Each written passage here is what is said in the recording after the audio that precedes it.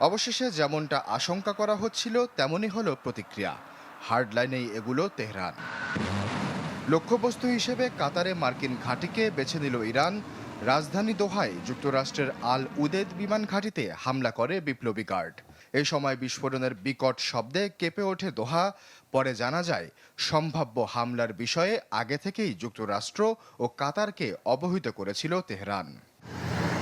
কাতারে হামলায় যখন কোনো ক্ষয়ক্ষতি হয়নি দাবি করে কোনো মতে স্বস্তির নিঃশ্বাস ফেলছে পেন্টাগন, তখন মার্কিন অহমে ফের ইরানের হামলা। এবারে লক্ষ্যবস্তু ইরাকে অবস্থিত মার্কিন ঘাঁটি। যদিও ইরানের এ দাবি নিয়ে মুখ খোলেনি পেন্টাগন। তবে হামলার পর তৃপ্তির ঢেকুর তুলছে ইরান। সেনাপ্রধান জানান, যতবার ইরানের বিরুদ্ধে চোখ তুলেছে এভাবেই মুখ থুবড়ে পড়েছে যুক্তরাষ্ট্র। এই হামলার পর উৎসবমুখর পরিস্থিতি তেহরানে।